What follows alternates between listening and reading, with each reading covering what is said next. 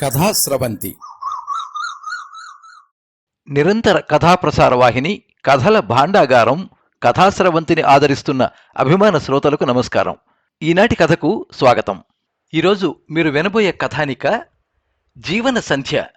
రచన శ్రీ పక్కి శివప్రసాదరావు. వినిపిస్తున్నది పప్పు భోగారావు.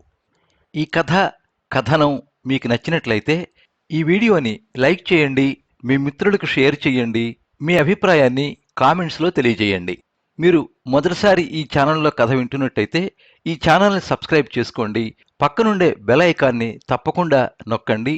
ఈ ఛానల్ ద్వారా వినిపించే కథలు, కబుర్లు, వ్యాసాలు అన్నీ ఎప్పటికప్పుడు మీకు అందజేయబడతాయి.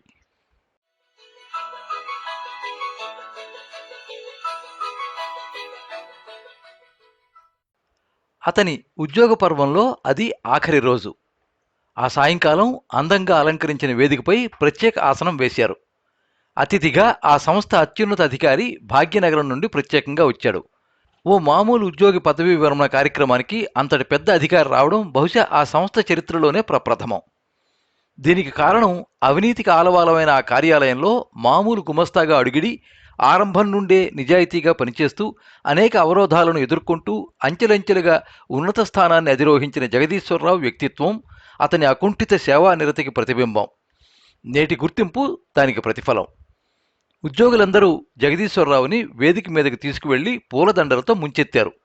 ఆ అధికారి శాలువా కప్పి సన్మానించారు. ఓ మంచి బహుమతిని గుర్తుగా అందజేశారు. హాల్ అంతా చప్పట్లతో, ఫ్లాష్ వెలుగులతో నిండిపోయింది. అతని ప్రతిభా పాఠవాలను వేణోళ్ల ప్రశంసిస్తూ ప్రసంగాల వెల్లువ కొనసాగింది. చివరగా జగదీశ్వరరావు మాట్లాడే సమయం వచ్చింది. మైక్ ముందు నిలబడ్డ అతనికి నిశ్శబ్దం ఆవరించిన ఆ హాలులోని సహోద్యోగులందరూ కాలాన్ని స్తంభింపు చేయడానికి వచ్చిన మౌనమూర్తుల్లా గోచరించారు. గుండె గొంతుకల మధ్య ఉద్వేగం ఊగిసలాడుతూ ఉంటే అత్యంత ప్రయాసతో పెదవి విప్పాడు. మాటలు అతని మనసుని, వయసుని కలబోసుకుని పయనించసాగాయి. నా ప్రియ సహోద్యోగులారా, ఏం మాట్లాడను నేను. 35 సంవత్సరాల క్రితం సర్వీస్ కమిషన్ పరీక్షలో ఉత్తీర్ణుడనై మన ఆఫీసులో గుమస్తాగా ప్రవేశించాను. నా వృత్తిని చిత్తశుద్ధితో, డొక్కశుద్ధితో నిర్వర్తించాలని ఆనాడే నిర్ణయించుకున్నాను. చాదస్తమో, ఆత్మసంతృప్తో, అహంకారమో నాకైతే తెలియదు, కానీ నీతిగా పనిచేయడం నా బలహీనత అయ్యింది. ఫలితంగా ఎన్నో సౌకర్యాలు కోల్పోయాను, రాత్రి పగలు మరిచిపోయాను. ఒక సంవత్సరంలో 3 ఊళ్ళు బదిలీ అయిన పరిస్థితులు ఏర్పడ్డాయి.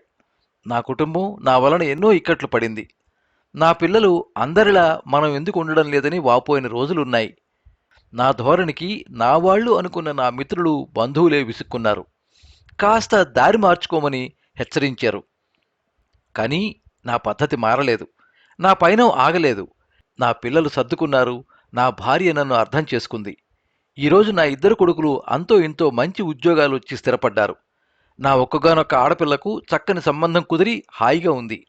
నా భార్య సంతోషంగా ఉంది. నా సర్వీసులో నాకు గుర్తింపు ఉంది. ఇంకేం కావాలి నాకు? ఇప్పుడు మీ ఆదరాభిమానాల ఈ వీడ్కోలు సభను చూస్తూ ఉంటే నాకు మరో జన్మ ఎత్తినంత ఆనందంగా ఉంది. ఈ ఆనందంతో నేను నా రిటైర్మెంట్ జీవితాన్ని రమ్యంగా కొనసాగించగలనని విశ్వసిస్తూ సెలవు తీసుకుంటున్నాను. చప్పట్ల వర్షం కురిసింది.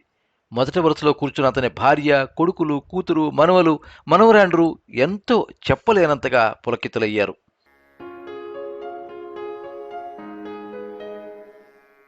తూర్పున ఉషోదయం కొత్త జీవితానికి శుభాశీస్సులు పలుకుతున్నట్టుగా ఉంది. జగదీశ్వరరావు అప్పటికే పూజా కార్యక్రమం ముగించి ఇంటి బయట వాలుకుర్చీలో కూర్చుని దినపత్రిక తిరగేస్తున్నాడు. అతను రిటైర్ అయ్యి వారం రోజులు కావస్తోంది. లలిత వేడి కాఫీని అతనికి అందించి మళ్లీ వంటింట్లోకి వెళ్ళింది. చేతిలో పేపర్ని చూస్తూనే కాఫీని సిప్ చేయసాగాడు. జగదీశ్వరరావుకి 3 పిల్లలు. పెద్దవాడు టీచర్, రెండోవాడు బ్యాంకులో క్యాషియర్. అమ్మాయికి తన స్థాయికి మించి పెద్ద సంబంధమే చేశాడు. ఆమె భర్త ఇంజనీర్. అందరూ రిటైర్మెంట్ ఫంక్షన్కి 2 రోజుల ముందు వచ్చి 4 రోజుల క్రితమే వెళ్ళిపోయారు. మనవలు, మనవరాండ్ర ఆటలు, పాటలు, కేకలతో దద్దరిల్లిన ఆ ఇంట్లో మళ్లీ నిశ్శబ్దం రాజ్యం వెళుతోంది. అంతవరకు అలికిడి ఎరిగని ఆశ్రమంలా ఉంటుంది. 5 ఏళ్ల క్రితం ఎంప్లాయీస్ హౌస్ బిల్డింగ్ సొసైటీ ద్వారా అతనికి సంక్రమించిన LIG ఇల్లది. చుట్టూ స్థలం బాగానే ఉంది. ఆ ఖాళీలో అతని అభిరుచి మేరకు పెరిగిన రకరకాల మొక్కలు కొత్త అందాలు విరజిమ్ముతూ ఆ ఇంటికే శోభనిస్తున్నాయి. ఇంతలో భర్తకి దగ్గరగా వచ్చి కూర్చుంది లలిత. పగటిపూట అంత తీరిగ్గా కూర్చోవడం వాళ్ళిద్దరికీ ఎంతో హాయిగా ఉంది. ఎన్నాళ్ళయింది ఇలా విశ్రాంతిగా కూర్చుని అనుకుంటూ భార్య వైపు చూశాడు జగదీశ్వరరావు అనురాగరంజితంగా. "ఉమ్, చెప్పండి" అంది లలిత. "ఏమిటి?" అన్నాడతను కనుబొమ్మలు ఎగరేస్తూ. "ఏదో చెప్పబోతున్నారు కదా" నవ్విందామె. చాలా అరుదుగా నవ్వుతుంది లలిత. అలా నవ్వినప్పుడు అతనికి తొలి రోజులు గుర్తొస్తాయి. 2 క్షణాలాగి చెప్పాడు. "పెదబాబు మనిద్దరినీ తన దగ్గరికి వచ్చేయమన్నాడు. ఇప్పట్లో కాదులేరా" అన్నాను. "ఏం మాట్లాడలేదు వాడు." "మరి చిన్నబాబేమన్నాడు?" అడిగింది లలిత. "నాతో ఏమీ అనలేదే." "ఏ నీతో గాని అన్నాడా? నాన్నను అన్నయ్య తీసుకెళ్తాడు, నిన్ను నేను తీసుకుపోతానని." నవ్వాడు జగదీశ్వరరావు. అతనికి రెండో కొడుకు దుడుకు స్వభావం బాగా తెలుసు.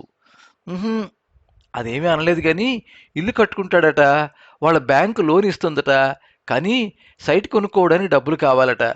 ఇకపోతే కరుణ నోరు విడిచి ఏమీ అడగలేదు, కానీ వచ్చే నెలలో శంకుస్థాపన చేస్తున్నారట, మనిద్దరినీ రమ్మనమని చెప్పింది" అంది లలిత. "అవునవును, అల్లుడి గారి కోరిక గురించి కూడా విన్నాను" అంటూ లేచాడతను. అతని దృష్టంతా మల్లెపందిరి మీద ఉంది. "మరేం చేయబోతున్నారు?" అడిగింది లలిత. "నిన్ను సంప్రదించకుండా నేనేమీ చెయ్యంలే" అంటూ పందిరిని సరిచేయడానికి లేచాడు. జగదీశ్వరరావు సునిశ్చిత ప్రజ్ఞాశాలి, వాస్తవ దృక్పథం ఉన్న వ్యక్తి. అతను మరో 4-5 ఏళ్లలో రిటైర్ కాబోతున్నానని తెలిసినప్పుడే అప్పటికే రిటైర్ అయిన తోటి బంధుమిత్రులను, వారి జీవితాలను బాగా అధ్యయనం చేశాడు. సమకాలీన సంబంధిత సమస్యలను గమనించి వాటిని పరిశీలించి పరిష్కారాన్ని గుర్తించిన వాడే జీవిత సమరంలో గెలవగలడని తెలుసుకున్న మామూలు మధ్యతరగతి మేధావి అతడు. ఆ రోజంతా బాగా ఆలోచించి ఆ రాత్రి తన 3 పిల్లలకు ఉత్తరాలు రాశాడు. వాటిని పోస్ట్ చేసే ముందు లలితకి చూపించాడు. వాటిలోని సారాంశం ఇది: మై డియర్ చిల్డ్రన్, ఈ తరం పిల్లల కన్నా మీరు చాలా బెటర్ అని, అది మీ అమ్మ పెంపకంలోని గ్రేట్నెస్ అని నా నమ్మకం. ఆ నమ్మకంతోనే ఈ ఉత్తరం రాస్తున్నాను. మనలాంటి మామూలు మధ్యతరగతి కుటుంబాలలో ఓ తండ్రికి రిటైర్మెంట్ చాలా ముఖ్యమైన ఘట్టం. అది తన జీవిత చరమాంకానికి ఆరంభమని ఓ హెచ్చరిక. మరోపక్క కన్నబిడ్డలకు భారం కాబోతున్నామనే భావన కూడా నిండుగా ఉంటుంది. ఈ నేపథ్యంలో నేను మీకు తెలియజేస్తున్నది ఒక్కటే: నా రిటైర్మెంట్ బెనిఫిట్స్ను బ్యాంకులో వేసి దానిపై వచ్చే నెల నెలా వడ్డీని నా పెన్షన్కి కలుపుకుంటే అది సుమారు నాకు ప్రతి నెలా వచ్చే జీతం అంత ఉంటుంది. కనుక మా జీవిత అవసరాలను, జీవిత విధానాన్ని యథావిధిగా కొనసాగించడంలో ఏ విధమైన లోటు, ఇబ్బంది ఉండవని భావిస్తున్నాను. ఎదిగే పిల్లలు, పెరిగే బాధ్యతలతో ఉన్న మీకు ఇప్పుడిప్పుడే మేము అదనపు భారం కాకూడదని నా ఉద్దేశం. కాలు కదపడానికే వీలులేని అవసాన దశలో మీ అండ నాకెలాగూ తప్పదు. అంతదాకా మేము ప్రశాంతంగా ఇక్కడే ఉంటాం. మనవలు, మనవరాండ్రతో ఏడాదిలో జరిగే ప్రతి పండుగలు ఎప్పటిలాగే ఇక్కడే మీ అందరితో జరుగుతూ ఉండాలనేది మా కోరిక. Yours lovingly daddy.